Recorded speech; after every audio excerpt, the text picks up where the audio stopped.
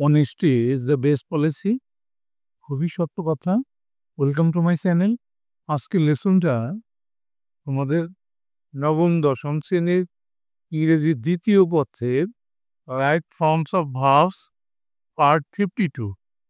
আমি 1 থেকে 24 পর্যন্ত পার্টে এই রাইট ফর্মস অফ ভার্বসের যাবতীয় রুলসগুলো দেখাইছি। তুমি যদি না দেখে থাকো তাহলে উপরে আই বাটনে ক্লিক করে প্লেলিস্টে গিয়ে দেখে আসতে পারো। তোমরা জানো যে রাইট ফর্মস অফ ভার্বসে তোমাকে একটা প্যাসেজ দেওয়া হয়, সেই প্যাসেজে 10টা গ্যাপ থাকে এবং তোমাকে 10টা ভার্ব সরবরাহ করা হয়। তোমার কাজ হবে কোন ভার্বটা কোন গ্যাপে যাবে এবং সেটার ফর্মটা কি হবে সেটা লেখা। তাইলে প্রথমে আমরা ভার্বগুলো যেটা সরবরাহ করা হয়েছে সেটা আগে চিনে নেই। বি হওয়া, ফাইন্ড খুঁজে বের করা, রিচ পৌঁছানো, স্টাম্বল হুঁচট খাওয়া, হ্যাভ ফাঁকা বা আছে, ইন্ডো দান করা, ফিক্স নির্দিষ্ট করা, ইভালুয়েট মূল্যায়ন করা, হ্যাভ ফাঁকা, কনসাল্ট আলোচনা করা। আমরা প্রথমে একটা সেন্টেন্স পড়ে দেখব যে এই প্যাসেজটা পাস্ট টেন্সে যাবে না প্রেজেন্ট টেন্সে থাকবে না ফিউচারে যাব। A proverb goes that a man without an aim is a sheep without a rudder. একটা প্রবাদ আছে যে একজন মানুষ, উদ্দেশ্যবিহীন মানুষ, একটা রাডারবিহীন জাহাজের মতে। তাহলে এটা এম ইন লাইফের কথা বলা হচ্ছে। এটা কখনোই পাস্ট ফর্মে যেতে পারবে না, এটা প্রেজেন্ট টেন্সেই থাকবে।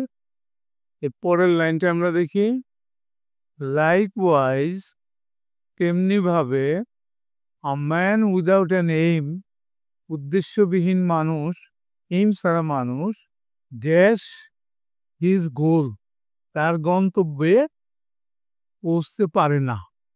পৌঁছানো ইংরেজি কি রিচ, তাহলে পারে না, ক্যান নট। আমরা এখানে অবশ্যই এই রিচ ভাবটা ব্যবহার করব, তার সাথে একটা ক্যান নট দেব যেহেতু প্রেজেন্ট ফর্মে। Can not reach his goal, তার গন্তব্যে পৌঁছতে পারেন। পরের লাইনটা কি বললো, he dash in his way of life, সে জীবনে হোঁচট খায়।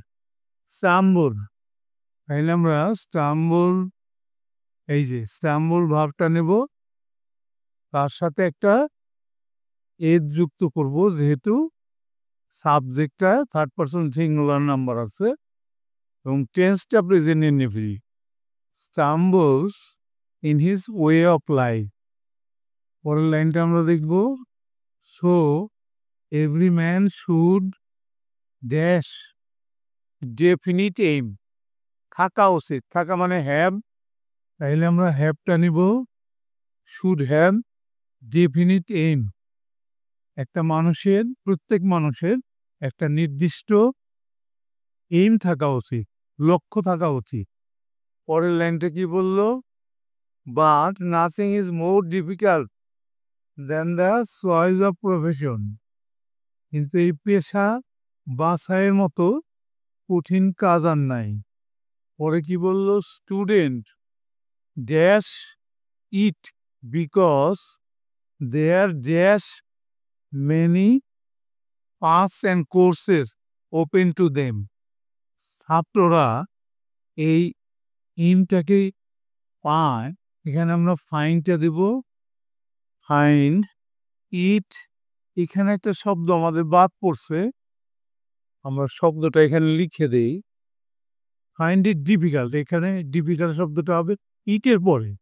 Students find it difficult because there dash many paths and courses open to them, তাদের সামনে অনেক পথ এবং অনেক কোর্স খোলা থাকে। দেয়ারের পরে এখানে আমরা বি ভাবটা নেব, বি এর থেকে আমরা আর নেব। মেনি আছে যেহেতু প্লুরাল, এই কারণে আমরা there are many paths and courses open to them. পরে কি বললো?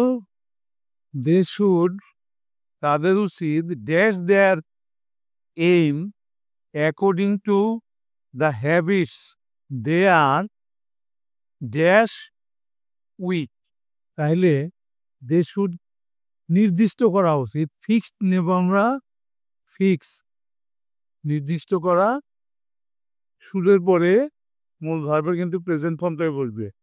They should fix their aim, লক্ষ্য স্থির করা উচিত, অ্যাকর্ডিং টু অ্যাবিলিটিস, তাদের যোগ্যতা অনুসারে, দেয়ার এখানে আমরা যেটা তারা দিতে পারে, ইন জোর ব্যবহার করব, অর্থাৎ যে ক্ষমতাগুলো তাদের মধ্যে নিহিত আছে।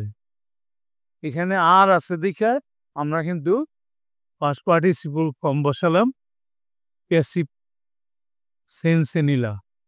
এরপরে কি আছে দেখি আমরা, all dash the same abilities and aptitude, সকলের নাই একই রকম সক্ষমতা। নাই মানে, তাইলে আছে মানে হ্যাভ, নাই মানে ডোন্ট হ্যাভ। তাহলে আমরা হ্যাভ দুইটা দেওয়া আছে এখানে, এই হ্যাভটা দিলাম আমরা টিক চিহ্ন। যে ভাবগুলো আমরা নিয়ে ফেলি সেগুলোকে টিক দিয়ে রাখি, যাতে করে পরবর্তী গ্যাপটা ফিল আপ করতে আমাদের একটু কষ্ট কম হয়।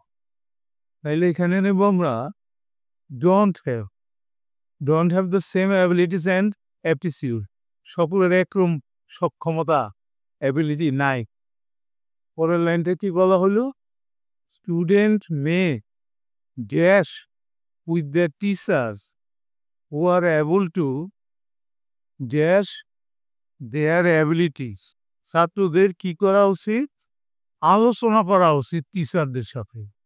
আলোচনা কনসাল্ট, তাহলে কনসাল্টে আমরা নেব মে কনসাল্ট উইথ দেয়ার টিচার্স, তাদের শিক্ষকদের সাথে আলোচনা করতে পারে, হু আর এবল টু, যাদের ছাত্রদের অ্যাবিলিটি দক্ষতা মূল্যায়নের সক্ষমতা আছে।